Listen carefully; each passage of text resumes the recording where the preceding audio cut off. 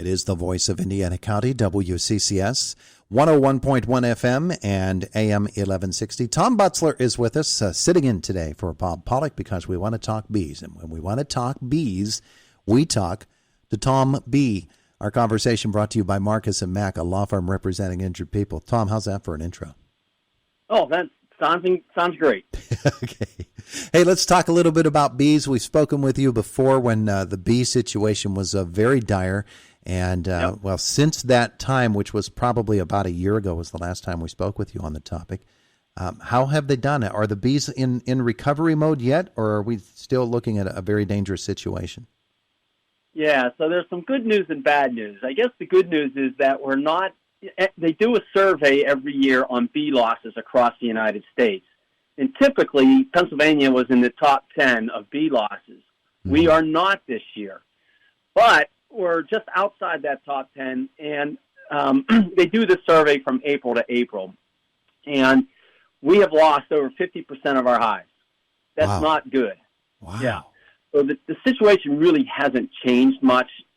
Beekeepers are still wrestling with a couple major problems. One, as I mentioned last year when I was on the show, was the Varroa Mite. And this is a parasitic mite, attaches itself to the exterior bee body and sucks out the bee fat. But more importantly, it's moving these darn viruses around. And I think they're up to 17 different viruses. And it's just really impacting the bees' health.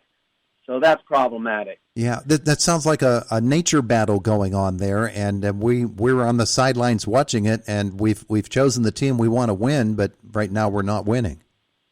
Yeah, no, it is pretty tough for beekeepers, both backyard beekeepers and your commercial beekeepers, that do thousands of hives. So these losses are pretty significant. But, I just don't want to put all the blame on the mites. The other thing, and there's more and more research coming out that is showing that our use of pesticides is impacting honeybee health also. Mm-hmm. Mm-hmm. And, that's a little hard to manage because, when we look at some of our native bee species, they don't venture very far from their nest, whereas honeybees can fly miles from their hive. Mm-hmm. So they can fly up to 4 miles. That's kind of at the extreme. But let's just say they fly 2 miles from their hive. When you draw that circle around that hive, that's over 8,000 acres. Beekeepers can't manage those 8,000 acres on how pesticides are used. And so, these products are used sometimes properly, sometimes improperly, but honeybees are coming into contact with these products. And as I said before, it's impacting their health. Yeah. We know that the science of it all is so complex, well beyond our understanding. But we have to believe that, especially with the pesticide situation, that they are working hard to develop pesticides that are going to get rid of the pests that we don't want and keep the bees and the other insects that we do want. But that is so difficult to do. And obviously, it's something that we've reached a point right now where it's critical. Yeah, so this issue with pesticides, it's a fine line when you're talking about these pollinators, and it's just not honeybees. Pesticides are important in agriculture because at this point, we can't control all these pests, whether it be weeds, insects, or diseases, just by pulling weeds, for example. Mm-hmm. We need these products so we can have this adequate food supply. However, with the use of these, we need to be aware of what else is going on in the environment. And with honeybees, you're right. There is a lot of research going on out there, and hopefully it's going to help us solve some of these issues with pesticides in the environment. One of the problems or issues that's coming up is that there is very rigorous research on pesticides and how they impact other organisms. But they usually just look at one pesticide and how it impacts that organism. These honeybees and other organisms, they're coming into contact with multiple pesticides at the same time, and there's a synergistic effect going on in these organisms' body. And there's not a lot of research that goes on in that area.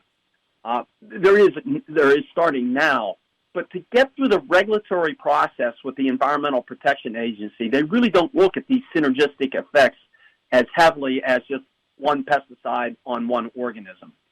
So, yeah, that's something they're really starting to look at. I think that one of the images we have, or one of the maybe the myths that we believe, is that an insect will come along, it'll find something that has been sprayed, take a little, lick it a little bit and find out, no, I don't like the taste of that, I'll move on to something else that isn't sprayed. That's not the way it works, though, is it? No, yeah, they're coming into contact with these pesticides multiple ways. Some of them they are ingesting it, and some of them they are getting it on their body. But if you look at honeybees, one of the reasons they visit flowers is to get pollen and bring that pollen back to feed the baby bees. So some of these pesticides are getting on the pollen, and they bring it back, and then these baby bees ingest it. Mm-hmm. And they're with the research that they're doing, they're finding pesticides, multiple pesticides, in these pollen samples that they collect and, run the analysis. So, yeah, they're coming into contact with this multiple ways. So when you say 50% decline in nesting, are you talking from the last time we spoke, or since the beginning of the identification of the fact that there's a crisis out there? Yeah, so that 50% was just April of 2020 to April of 2021. That's scary. That 50% loss of managed hives. Now, most of those hives are replaced. I'm not saying those hives have decreased by 50%. That was the mortality rate. Mm-hmm. A lot of beekeepers will make up for that very quickly. They'll either buy packaged bees down south and bring them up to replenish their losses, or if they've got 5 strong hives, they'll split those 5 strong hives that are remaining and create 10 or create 15 hives. So even though we have those high losses, we make up those losses by various methods, so that these beekeeper yards are fully stocked. We talked about the nature versus nature aspect of this. From a biological standpoint, do bees have a way of rebounding when they're threatened like this? Through natural evolution, somewhat, yes.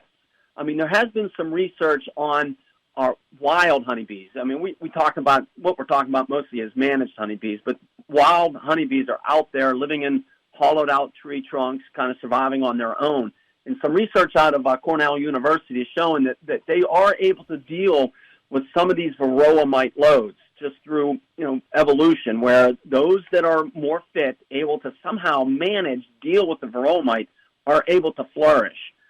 So, yeah, some research is showing that. But the problem is when you're dealing with managed bees, you might have 50 hives in a very small area, and that's somewhat unnatural. In a natural environment, you might have 1 hive per square mile. They're well spaced out and so forth.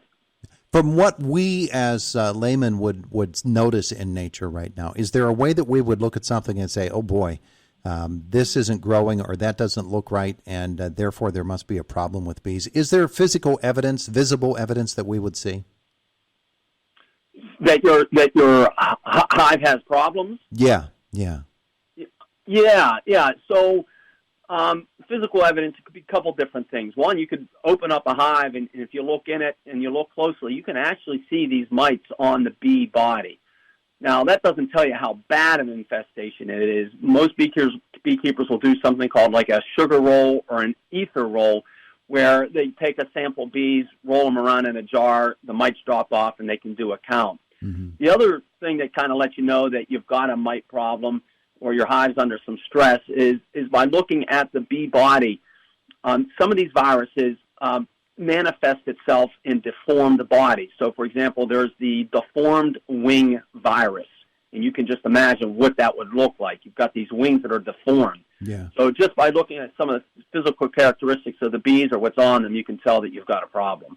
And by looking at our apple trees and our other fruits and our vegetables in our gardens, do we notice the effects of the bees and their struggles?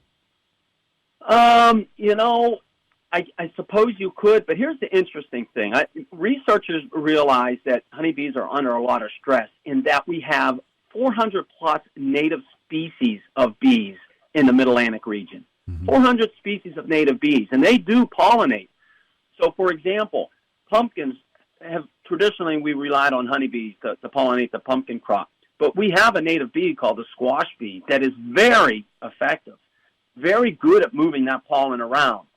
Now, unfortunately, you can't move honeybees around from pumpkin field to pumpkin field. That's one of the disadvantages. These are ground nesters.